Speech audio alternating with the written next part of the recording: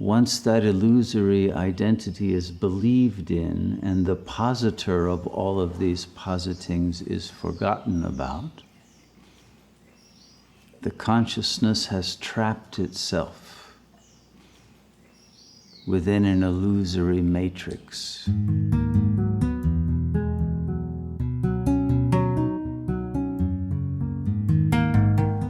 That in you which grasps concepts cannot be grasped by a concept.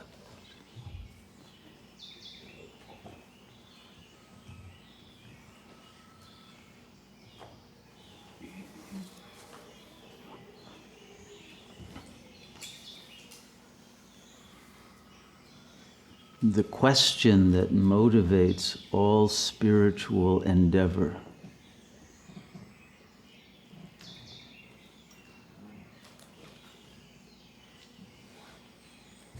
is that of realizing the nature of the knower.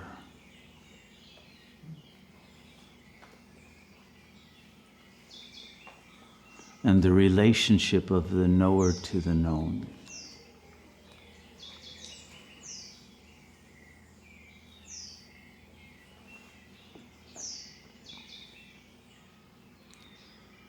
In all of the previous modes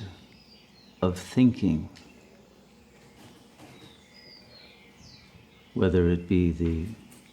ritual and magical, or the mythical, or the religious, or the philosophical, or the scientific and technological, or the psychological, there is a positing of an individual self as a being in the world, embodied, fleshly, mortal, limited in space and time, within a historical context and a cultural matrix, under the laws of nature and psychology and logic and emotion.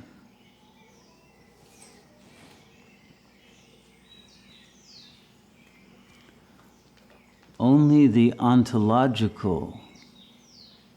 recognition, that is the atmanological mindset, begins without positing anything. And if there is no positing, there is no position.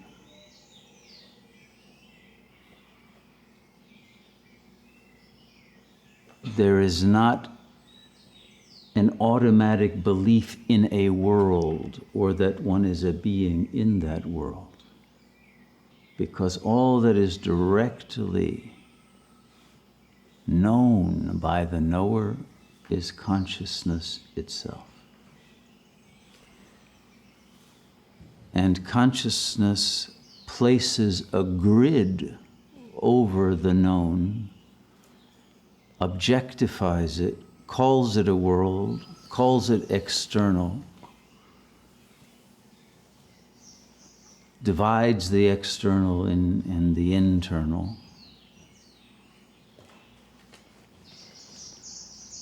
and creates an illusory identity to function within the realm of the known. Once that illusory identity is believed in and the positor of all of these positings is forgotten about, the consciousness has trapped itself within an illusory matrix, within which it will inevitably be traumatized, and it will create melodramas of persecution, of needing to be rescued, or being a rescuer, or a victim, or all three cycling around one another.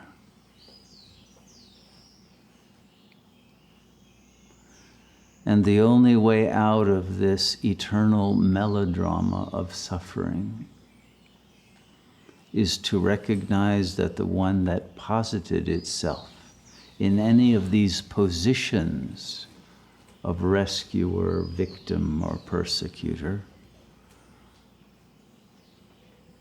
is not within that matrix at all,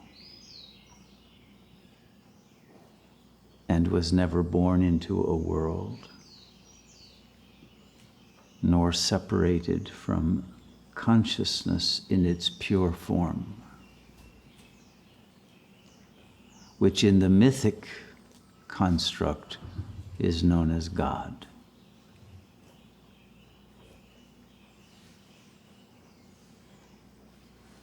But to posit that consciousness as God is to already place another matrix, a grid of meaning that externalizes and makes other what is actually the self.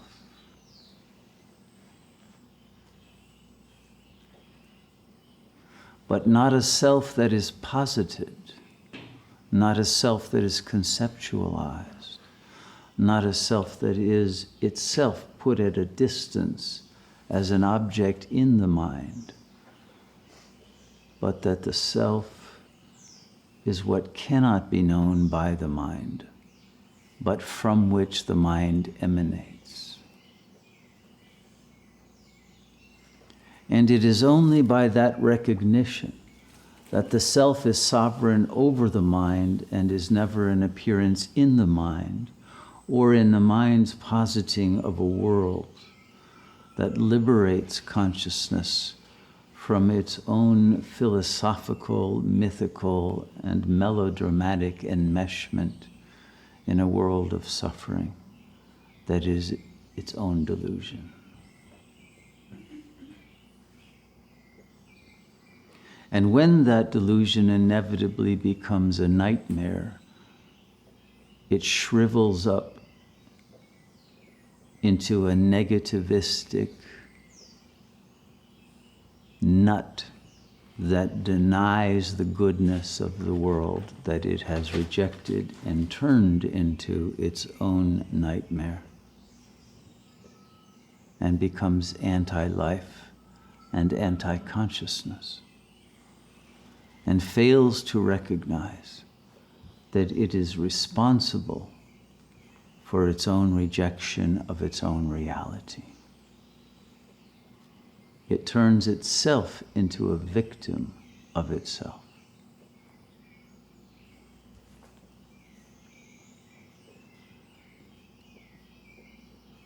And it is only when recognizing that this unholy trinity of rescuer, victim, and oppressor are entirely fragmented aspects of a single whole consciousness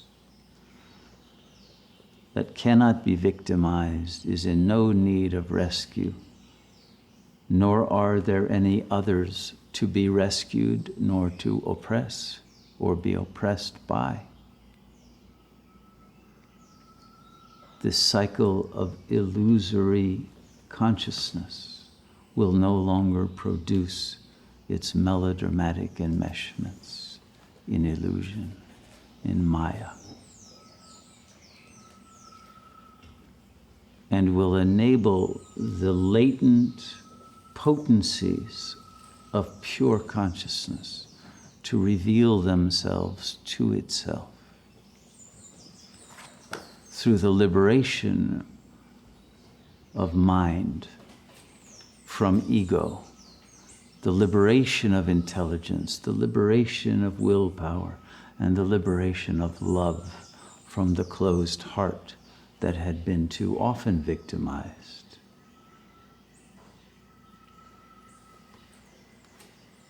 That recognizes in that moment of self-sovereignty that it has been the producer, director, cinematographer, actor, and spectator of a drama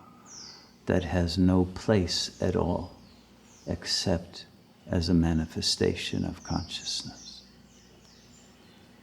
Consciousness that produces its own worlds, its own times and spaces, its own dreams within dreams within dreams. But all of it a single consciousness. But not a single consciousness that can be known by a knower, because it is the knower.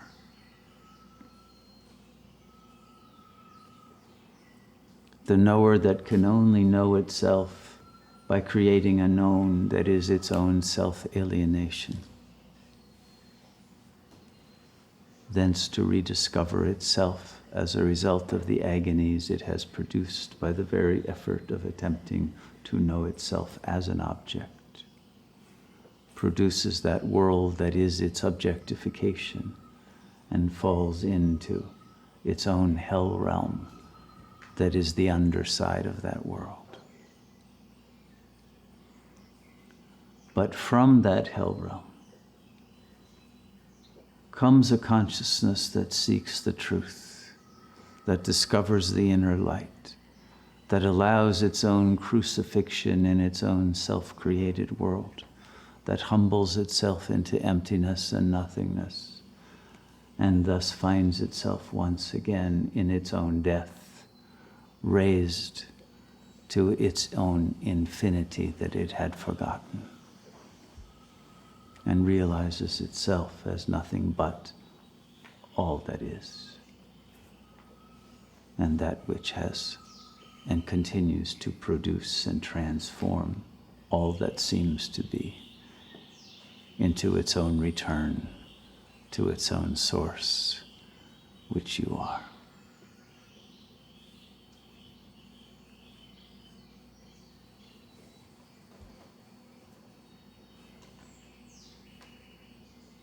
It is this realization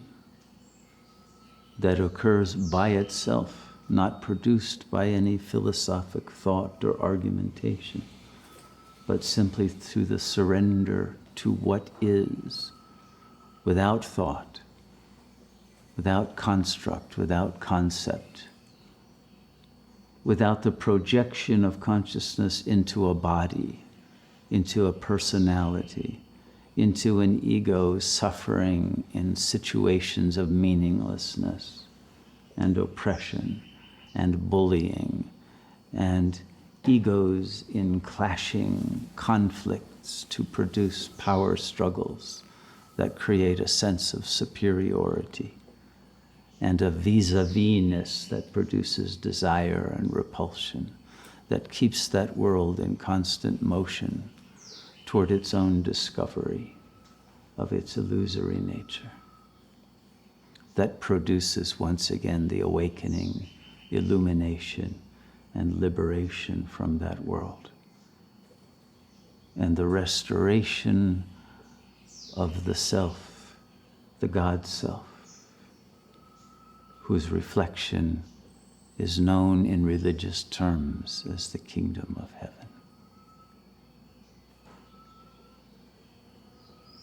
It is this that all of us are aspects of the process of its own attainment, of that integral harmony, serenity, peace, beauty, love, joy, that is the very reason for the being of this cosmos, and to which it must now return. And that return has chosen us as its instruments, its channels, its conduits, its awakened avatars, who from within that world recognize their own being that is beyond, without, and transcendent of any world or any mind or any limited construct or frame of reference. And from that absolute freedom that is the true nature of your essence, from that unmoving point from which this world emerges, and to which it returns. The power that creates, sustains, and transforms is bringing us back from the end to a new beginning in this timeless realization of all of the possible permutations of creation into its own self-realization as the infinite majesty of the one God who animates us all.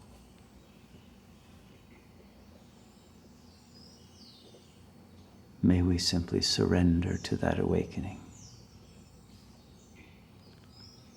and allow the mind of the illusory individual be enlightened, fulfilled, and enblissed by the coming of the God Self into that individual consciousness, to know yourself for the first time, again, as you really are.